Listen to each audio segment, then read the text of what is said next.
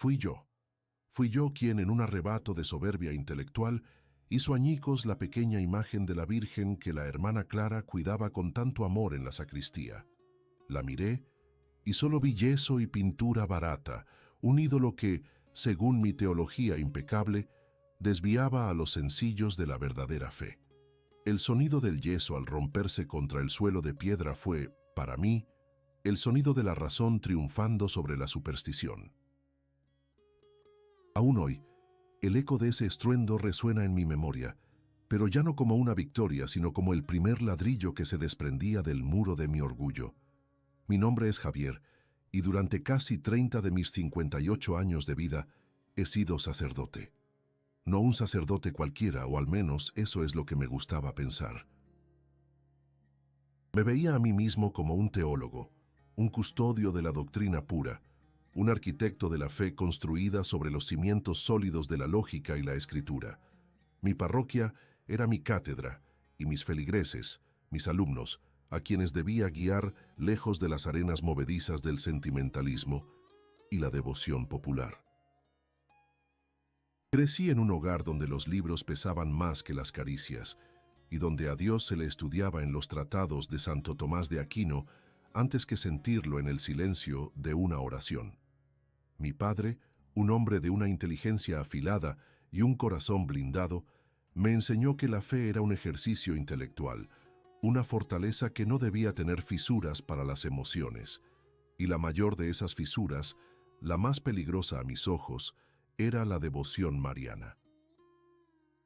Me rechinaban los dientes al ver los rosarios colgando de los espejos de los coches, las procesiones que llenaban las calles con un fervor que yo consideraba ciego, las estampitas guardadas en las carteras como si fueran amuletos. Para mí, todo aquello era un folclore pagano disfrazado de cristianismo, una sensiblería que empañaba la centralidad de Cristo, el único mediador. Una mujer, por muy santa que fuera, elevada casi a la categoría de diosa, me parecía una herejía susurrada, una traición a la pureza del Evangelio que yo había jurado defender. Y no me callaba. Mi hermana Carmen, un alma de una piedad sencilla y profunda, a menudo sufría mis sermones privados. Carmen, le decía con la paciencia forzada de quien explica algo obvio a un niño, tu fe es de azúcar, se disuelve con la primera duda. Necesitas estructura, doctrina, no flores y velas a una estatua. Ella me miraba con sus ojos tristes y solo respondía, Javier, la fe también se siente en el corazón, no solo se piensa en la cabeza. Yo resoplaba, convencido de su error.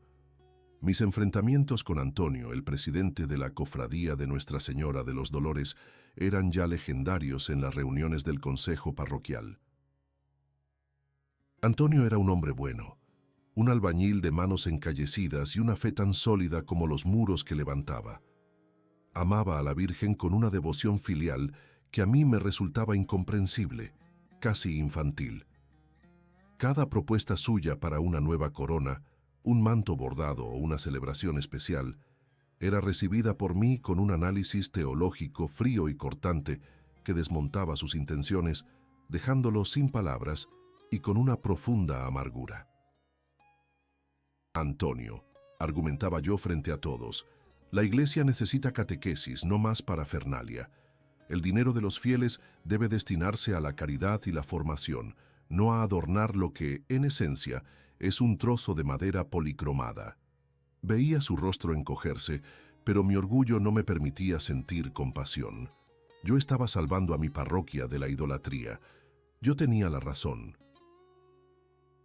Pero el culmen de mi cruzada personal, el acto que selló mi arrogancia, ocurrió una víspera de la fiesta de la Asunción. La parroquia entera bullía con los preparativos. Flores, cantos, ensayos del coro. Un ambiente festivo que a mí me producía una profunda irritación. Me sentía como un extraño en mi propia casa. Esa noche, tras la última reunión, entré en la sacristía para recoger mis cosas. Y allí estaba. Sobre una pequeña repisa, la imagen de la Virgen que la hermana Clara, una monja anciana y casi ciega, había traído del convento de su juventud. Era una figura humilde, de no más de 30 centímetros, de yeso pintado con colores ya desgastados por el tiempo y por las caricias de sus dedos arrugados. La hermana Clara le hablaba, le contaba sus penas y sus alegrías. Yo la había visto hacerlo y sentía una mezcla de lástima y desprecio. Aquella noche, al verla allí, con una pequeña flor silvestre a sus pies, algo dentro de mí se quebró. Toda mi frustración, toda mi soberbia intelectual, se concentró en aquel pedazo de yeso. Era el símbolo de todo lo que yo combatía. Sin pensarlo 2 veces, la tomé en mis manos. Sentí su frialdad, su fragilidad, y en un gesto rápido y violento, la dejé caer al suelo. El sonido seco y hueco del yeso, haciéndose añicos, me produjo una extraña y terrible satisfacción. Barrí los trozos y los tiré al fondo de una papelera, debajo de unos papeles viejos. Nadie lo sabría nunca. Había extirpado un pequeño cáncer de superstición de mi iglesia. Me sentía justificado, victorioso. No sabía que, en realidad, acababa de firmar mi propia sentencia y, al mismo tiempo, de abrir la única puerta por la que la verdadera misericordia podía entrar en mi vida. Esta fue la persona que yo era. Una fortaleza de orgullo y razón, cerrada a cualquier misterio que no pudiera ser diseccionado por mi mente. Si esta historia, esta confesión que apenas comienza, ya está resonando de alguna manera contigo, te pido que me acompañes en este viaje. Suscríbete al canal para no perderte cómo termina. Dale a me gusta si crees que los testimonios de transformación merecen ser escuchados y activa la campanita para que se te notifique. Y por favor, me ayudaría y conmovería mucho saber desde dónde me estás escuchando. Deja un comentario aquí abajo diciéndome de qué ciudad o país eres. Quiero sentir que no estoy solo al contar esto. A la mañana siguiente del destrozo, la hermana Clara me preguntó por su pequeña imagen. Su voz, frágil como un hilo de seda, buscaba una respuesta que no la hiriera. No la he visto, hermana, mentí, sin mirarla a sus ojos nublados por las cataratas. Quizá la guardó en otro sitio y no lo recuerda. Ella asintió confusa y se fue en silencio. Y yo, en lugar de sentir la punzada de la culpa, sentí una oleada de alivio. El problema estaba resuelto. La vida, mi vida ordenada y lógica, podía continuar. Pero el universo, o Dios, o aquella a quien yo había ofendido tan gravemente, tenía otros planes para mi ordenada existencia. La soberbia es un cimiento de arena, y mi marea estaba a punto de subir. Pasaron apenas 3 días. Recuerdo que era un martes por la mañana. El sol entraba a raudales por la ventana de mi despacho, iluminando las hileras de libros de teología que forraban las paredes. Mi pequeño reino, mi arsenal de certezas. Estaba preparando el sermón para el domingo siguiente, un sermón denso, doctrinal, sobre la primacía de la fe cristológica. Quería, una vez más, reorientar a mis feligreses, alejarlos de cualquier distracción devocional. Tenía el bolígrafo en la mano, a punto de escribir una frase particularmente brillante sobre la herejía del sentimentalismo, cuando ocurrió.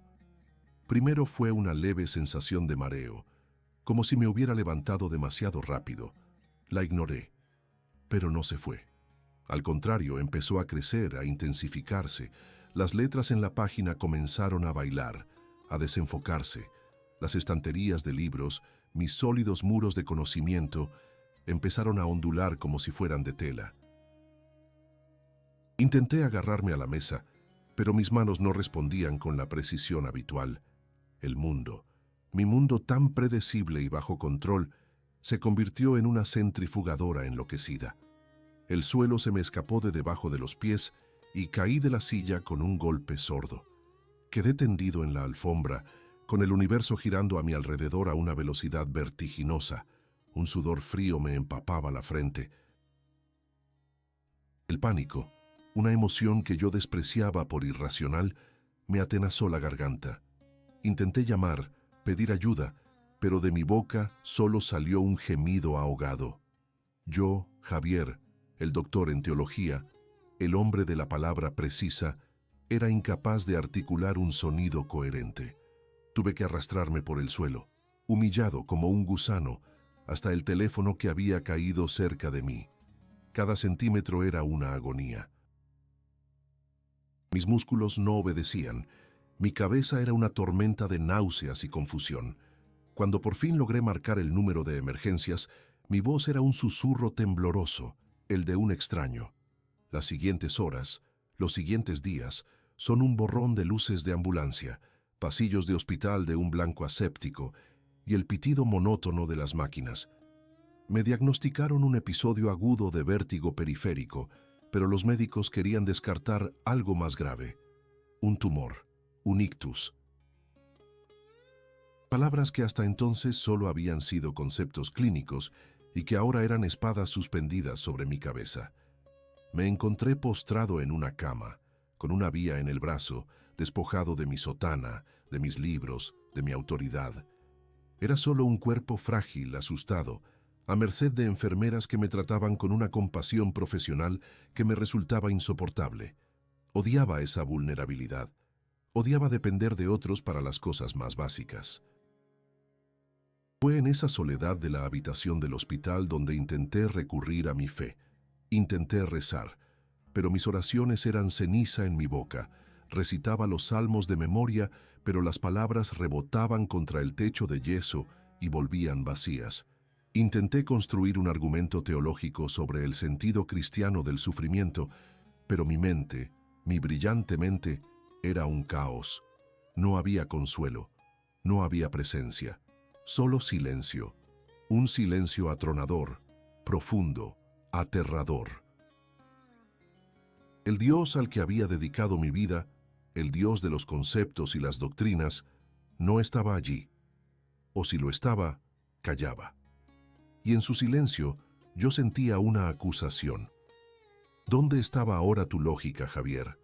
¿De qué te sirven tus silogismos frente al miedo a la muerte, frente a la posibilidad de quedar reducido a un vegetal?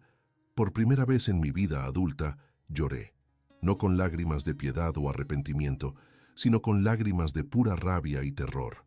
Estaba solo. Completamente solo. Mi hermana Carmen vino a verme, por supuesto. Me tomó la mano, una mano que yo apenas podía sentir, y me dijo: «Rézale a la Virgen, Javier. Ella es madre, te entenderá». Sentí una oleada de mi antigua ira. Incluso en mi estado, el orgullo se resistía a morir. «No digas estupideces, Carmen», siseé con la poca fuerza que tenía. Ella no se ofendió. Solo me miró con una tristeza infinita y me dejó una pequeña estampa de la Inmaculada en la mesilla de noche. No la toqué, pero por la noche en la oscuridad mis ojos se desviaban hacia ella, y entonces, como un relámpago en la oscuridad de mi mente, apareció la imagen del yeso roto en el suelo de la sacristía. El sonido, el vacío, el destrozo, y por primera vez me di cuenta de que esa imagen no era solo de la estatua, era la mía. Yo estaba roto, hecho añicos. Mi soberbia me había llevado a un callejón sin salida, a un pozo de negrura del que no sabía cómo salir. Y en el fondo de ese pozo no había nada, solo yo y el eco de mi propia autosuficiencia hecha pedazos. Si alguna vez te has sentido así, en ese punto de quiebre donde todo en lo que creías se desmorona, te pido que le des a me gusta a este vídeo y actives las notificaciones, porque lo que estaba a punto de suceder en medio de esa oscuridad desafiaría no solo mi teología, sino toda mi concepción de la realidad. Pasaron varias noches en aquel limbo de sábanas blancas y olor a desinfectante. Cada pitido de las máquinas era un martillazo en el clavo de mi impotencia. Durante el día me esforzaba por mantener una fachada de dignidad sacerdotal ante las enfermeras y los escasos visitantes. Pero por la noche, en la soledad iluminada solo por el débil resplandor de los monitores, la fortaleza se venía abajo. Me hundía en un abismo de miedo y resentimiento. Mi teología, mi biblioteca entera, no servía para nada contra el pánico visceral de que mi cuerpo, mi mente, me traicionaran para siempre. En una de esas noches, la más oscura de todas, me encontré mirando fijamente la estampa que Carmen había dejado en la mesilla, la imagen de una mujer joven, con una mirada de una dulzura que me resultaba casi insultante. Sentí la tentación de arrojarla a la papelera, de borrar ese recordatorio de lo que yo consideraba una fe débil. Pero no tenía fuerzas ni para eso. Me giré dándole la espalda y cerré los ojos con fuerza, suplicando un sueño que no llegaba, un alivio que se me negaba. Y entonces, en medio de ese silencio estéril, ocurrió. Al principio fue algo tan sutil que pensé que lo estaba imaginando. Un cambio en el aire, una leve brisa que no podía existir en aquella habitación herméticamente cerrada. Y con esa brisa llegó un olor. No era el olor a alcohol, ni a comida de hospital, ni a los productos de limpieza. Era un perfume intenso, inconfundible, de rosas. Rosas recién cortadas, empapadas de rocío, como las que Antonio, el cofrade, traía a la iglesia para las fiestas grandes. Abrí los ojos de golpe. Me incorporé en la cama, el corazón latiéndome con una fuerza que no era la del miedo, sino la del asombro. Miré a mi alrededor. No había flores en la habitación, ni un solo jarrón. La ventana estaba sellada. El pasillo estaba en silencio. Una enfermera, el perfume de alguien que había pasado por la puerta, pero el aroma no se disipaba. Al contrario, se intensificaba, llenando cada rincón de la habitación, envolviéndome. Era un perfume abrumador, pero no me ahogaba. Era denso, pero no pesado. Era dulce, pero no empalagoso. Era vivo. Mi mente, mi vieja y entrenada mente lógica, se puso a trabajar a toda velocidad, buscando una explicación. Una alucinación olfativa, un efecto secundario de la medicación, un síntoma neurológico del mismo mal que me había postrado allí. Sí, eso tenía que ser. Me aferré a esa idea con la desesperación de un náufrago, pero el perfume no era un simple olor. Parecía tener una inteligencia, una intención. No era agresivo, sino increíblemente tierno, y mientras lo respiraba, sentí que algo más que aire entraba en mis pulmones. Era una presencia. No vi nada. No oí ninguna voz.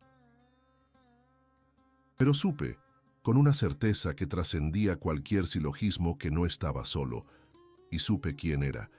En ese instante, todo mi orgullo, toda mi autosuficiencia, se hizo añicos, igual que aquella estatuilla de yeso. La conexión fue tan clara, tan dolorosa y tan liberadora, que un sollozo se me escapó desde lo más profundo del alma, y luego otro y otro. Las lágrimas, esas lágrimas que había reprimido durante décadas, empezaron a brotar sin control, a rodar por mis mejillas, a empapar la almohada. Pero no eran las lágrimas de rabia del otro día, eran lágrimas de vergüenza. Vergüenza por mi ceguera, por mi arrogancia, por el daño que había hecho con mis palabras y mis actos. Vergüenza por haber despreciado un amor tan inmenso. Pero mezclada con la vergüenza, había algo más, algo que no merecía: misericordia. La presencia que llenaba la habitación no me acusaba. No había juicio en aquel perfume. Solo había amor, un amor de madre, un amor que me recogía del suelo, que me abrazaba en mi miseria, que me decía sin palabras: «Hijo mío, te estaba esperando. A pesar de todo, te quiero». Caí de rodillas en la cama, escondiendo el rostro entre las manos, y lloré como no lo había hecho desde que era un niño pequeño, perdido y asustado. Lloré hasta que no me quedaron fuerzas. A la mañana siguiente, me desperté con los ojos hinchados, pero con una paz en el alma que no había sentido en toda mi vida. El perfume se había ido. La habitación olía de nuevo a hospital, pero el recuerdo, la sensación, la certeza seguían ahí. Ese mismo día, el neurólogo entró en mi habitación con una sonrisa. «Padre Javier, tenemos los resultados de la resonancia y de todas las pruebas, dijo, revisando su carpeta. No hay nada, ni tumor, ni lesión, ni rastro de ictus. Todo está perfectamente normal. Lo suyo ha sido un episodio de vértigo agudo muy severo, pero aislado. Con rehabilitación y descanso, se recuperará por completo. La noticia, que días antes habría recibido con un alivio puramente terrenal, ahora la escuchaba como un eco de la gracia recibida en la noche. La providencia concreta, la ayuda inesperada. Cuando el médico se fue, mis ojos se posaron de nuevo en la estampa de la mesilla. La cogí con una mano que ya no temblaba. La acerqué a mi rostro, y entonces, casi imperceptible pero inequívoco, sentí en el cartón el levísimo rastro de aquel mismo perfume a rosas. No fue una alucinación. Había sido real. Si esta parte de la historia te ha conmovido o te ha hecho pensar, si crees que la misericordia puede manifestarse de las formas más inesperadas, dale a me gusta y activa la campanita. Porque lo que vino después de esta noche fue el inicio de un camino de reparación que nunca habría imaginado que tendría que recorrer. Volví a la casa parroquial. Las paredes seguían forradas de libros, mi sillón de cuero esperaba en el mismo rincón y el sol de la mañana entraba por la misma ventana. Todo era idéntico, pero yo era un extraño en mi propio hogar. Mi cuerpo se recuperaba a una velocidad que sorprendía a los médicos. El vértigo se había desvanecido como una mala pesadilla, pero mi alma estaba en un estado de agitación febril. Intentaba, con todas mis fuerzas, volver a ser el de antes. Me sentaba en mi despacho. Abría un tratado de Cristología, leía a los padres de la Iglesia. Quería reconstruir los muros de mi fortaleza intelectual, piedra por piedra. Me repetía a mí mismo, como una letanía, las explicaciones lógicas. Fue la medicación, una alucinación olfativa inducida por el estrés extremo. La recuperación fue una coincidencia afortunada, una de esas anomalías estadísticas que la ciencia médica contempla. Mi mente, mi vieja y traicionera aliada, trabajaba sin descanso para encajar la experiencia en una caja ordenada y etiquetada, para reducir el misterio a un simple expediente clínico. Pero el misterio se negaba a ser enjaulado. El perfume volvía. No de forma constante ni abrumadora como en el hospital, sino en ráfagas, en susurros olfativos tan sutiles como devastadores para mi lógica. Ocurría en los momentos más inesperados. Una tarde, mientras caminaba por el pasillo, al pasar frente a la puerta cerrada de la sacristía, una bocanada de aroma a rosas me golpeó con la fuerza de un recuerdo físico. Me detuve en seco, el corazón desbocado. Abrí la puerta, esperando encontrar un jarrón, un ambientador, cualquier cosa. Pero no había nada, solo el olor a cera vieja y a tela guardada.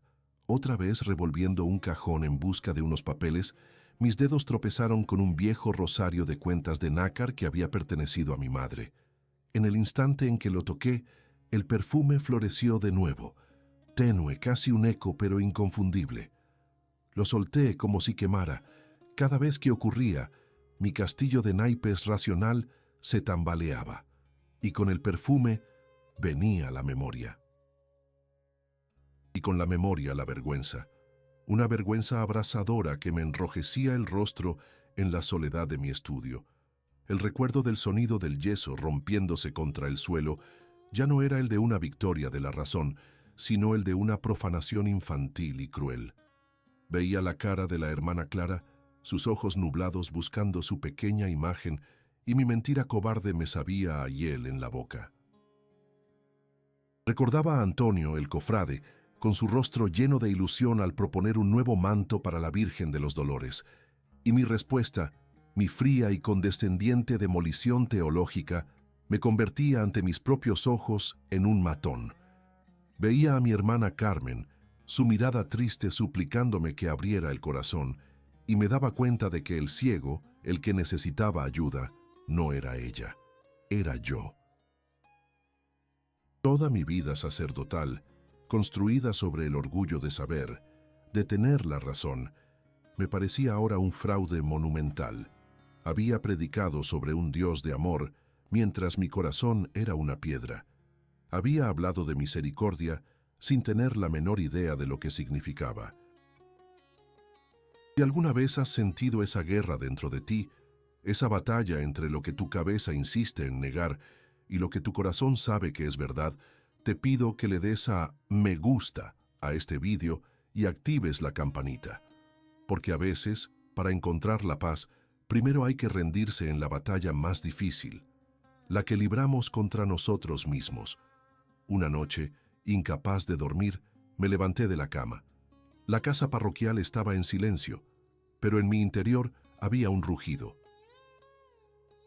Ya no podía seguir así, atrapado en este limbo entre la negación y la evidencia. No fue una decisión lógica, sino una sed, una necesidad imperiosa que me arrastraba fuera de mi refugio. Me vestí y, sin saber muy bien por qué, mis pasos me llevaron fuera, a través del pequeño patio que conectaba la casa con la iglesia. La noche era fría y el cielo estaba lleno de estrellas. Abrí la pesada puerta lateral del templo con mi llave. El aire del interior era denso, frío y olía a incienso rancio. La única luz era la pequeña llama roja de la lámpara del sagrario, un corazón parpadeante en la inmensa oscuridad. No fui a la sacristía. No me atrevía. Mis pies me llevaron por la nave central, mis pasos resonando en el silencio sepulcral, y me detuve frente a ella, la imagen de Nuestra Señora de los Dolores, la que Antonio tanto veneraba. Era una talla barroca, de tamaño natural, de una belleza trágica. Estaba en su capilla lateral, apenas visible bajo la mortecina luz.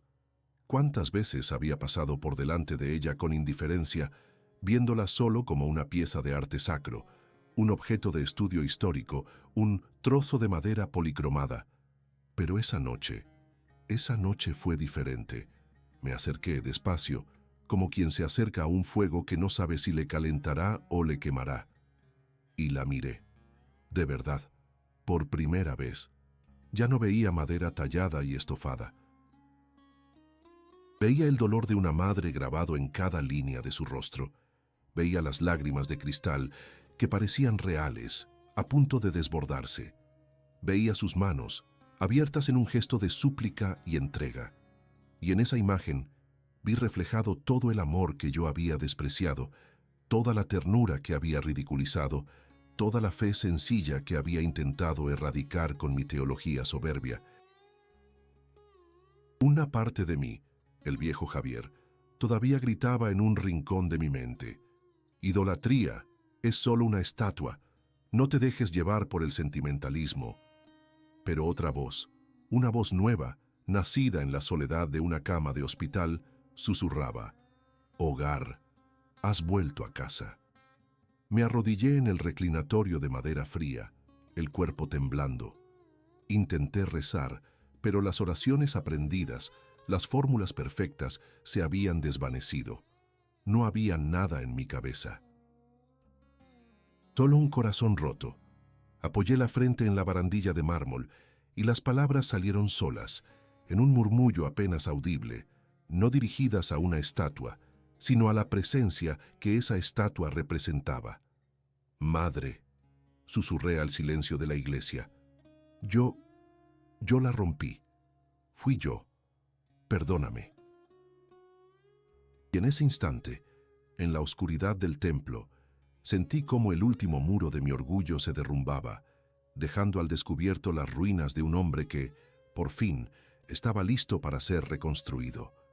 Salir de la iglesia aquella madrugada fue como nacer de nuevo, pero no en un mundo de luz y fanfarrias, sino en uno de escombros, los escombros de la persona que yo había sido.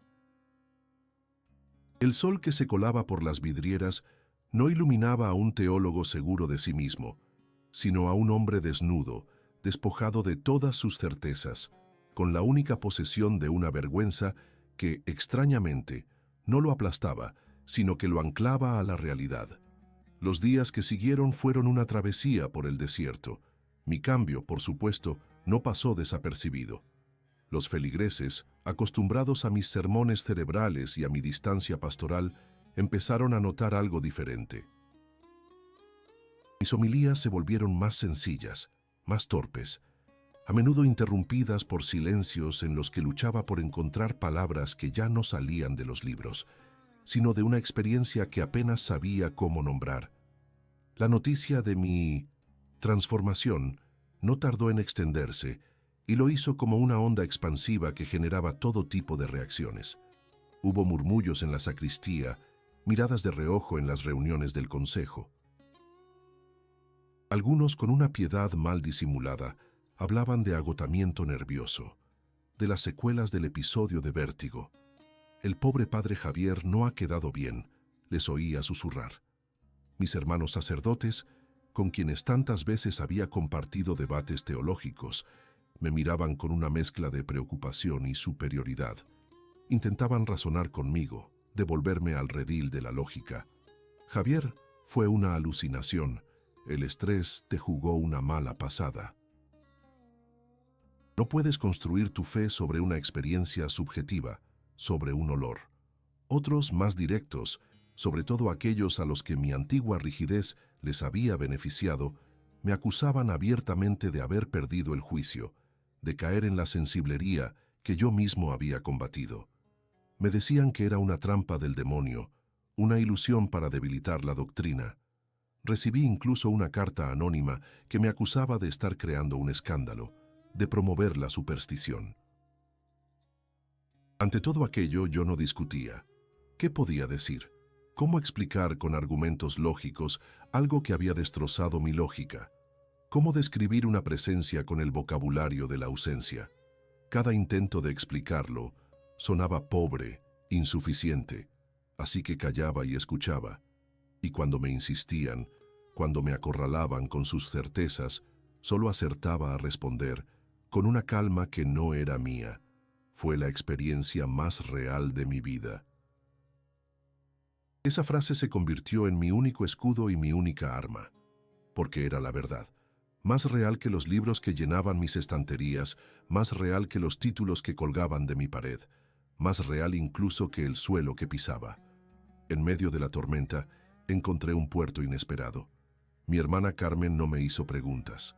Simplemente un día me abrazó y lloró en mi hombro, y Antonio, el cofrade, se acercó a mí después de una misa, con los ojos brillantes. No me dijo nada sobre rosas ni milagros, solo me preguntó: «Padre, ¿le apetece venir a una reunión de la cofradía? Necesitamos ayuda para preparar el altar para la fiesta grande». Y fui. Me senté en una silla de plástico, entre hombres y mujeres de manos trabajadoras, y escuché. Escuché cómo hablaban de su Virgen no como una idea, sino como una persona, como su madre. Y por primera vez no sentí desprecio, sino una profunda envidia y un deseo ardiente de aprender a amar así. Llegó el día de la fiesta de Nuestra Señora de los Dolores. La iglesia estaba abarrotada, el aire vibraba con los cantos, el olor del incienso y las flores que Antonio y los suyos habían dispuesto con tanto esmero. Yo debía presidir la celebración. Mientras me revestía en la sacristía, el pánico me atenazó. ¿Quién era yo para estar allí? ¿Un hipócrita? ¿Un loco? Vi mi reflejo en el espejo, vestido con los ornamentos sagrados, y solo vi a un impostor. Pero entonces, sutil, casi imperceptible, llegó de nuevo. El perfume a rosas, solo una ráfaga, un susurro, como una mano en el hombro que me decía: «No estás solo». Subí al púlpito con las piernas temblando. Todas las miradas estaban puestas en mí. Vi el rostro de Carmen, el de Antonio, el de la hermana Clara sentada en primera fila. Vi también los rostros de mis críticos, con los brazos cruzados, esperando mi sermón. Respiré hondo y no abrí el leccionario. Las palabras que salieron de mi boca no estaban preparadas. «Queridos hermanos», comencé con la voz quebrada, «muchos de vosotros me conocéis desde hace años. Me conocéis como un teólogo, un hombre de libros, un sacerdote que siempre ha valorado la razón y la doctrina por encima de todo. Y no os equivocáis. Pero hoy no os hablo como teólogo, sino como un pecador que ha sido alcanzado por la misericordia. Un silencio denso cayó sobre la iglesia. Durante años he despreciado vuestra fe sencilla. Me he burlado en mi interior de vuestros rosarios, de vuestras procesiones, de vuestro amor a la Madre de Dios. Lo consideraba una fe inferior, imperfecta, sentimental. Y ese orgullo, esa ceguera espiritual, me llevó a cometer un acto miserable, un acto del que hoy me avergüenzo ante Dios y ante vosotros. Mis ojos buscaron a la anciana monja. Fui yo quien rompió la pequeña imagen de la Virgen que la hermana Clara tanto amaba en la sacristía. La rompí porque era el símbolo de todo lo que mi soberbia no podía soportar. Un jadeo colectivo recorrió la nave. Antonio, continué, mirando al hombre que estaba de pie junto al altar, te pido perdón por todas las veces que humillé tu fe y desprecié tu amor por nuestra Madre. A todos vosotros, os pido perdón por haberos dado un pastor con un corazón de piedra. Hice una pausa. Las lágrimas corrían por mi rostro sin ningún pudor. Y en el fondo de ese pozo de orgullo y soledad, cuando la vida me rompió a mí, igual que yo había roto aquel yeso, cuando la ciencia y mis libros no tenían respuestas, fui encontrado. Aquello que yo despreciaba, esa ternura de madre que consideraba una superstición, fue precisamente lo que me recogió del suelo. No fue una idea, fue una presencia, no fue un argumento, fue un perfume.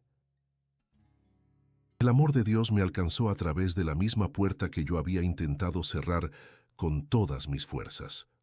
Mi conversión no fue un cambio de ideas, no fue adoptar una nueva teología. Fue un corazón de piedra que se rompió para que la misericordia pudiera entrar. Fue aprender que la fe no es algo que poseemos, sino un regalo que nos encuentra cuando estamos perdidos. Esta es mi historia, y sé, en lo más profundo de mi alma, que no estoy solo. Sé que muchos de vosotros habéis librado vuestras propias batallas contra el orgullo, la duda o la desesperación.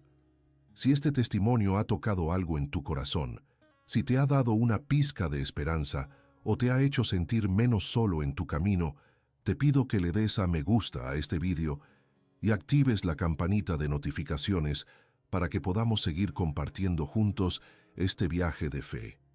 Y por favor, me conmovería profundamente leerte. Cuéntame en los comentarios, ¿has sentido alguna vez esa presencia que te busca en la oscuridad? ¿Has tenido una experiencia que tu razón no podía explicar, pero que tu corazón reconoció como verdadera? Tu historia importa. Tu testimonio puede ser la luz que otro necesita. Gracias por escuchar.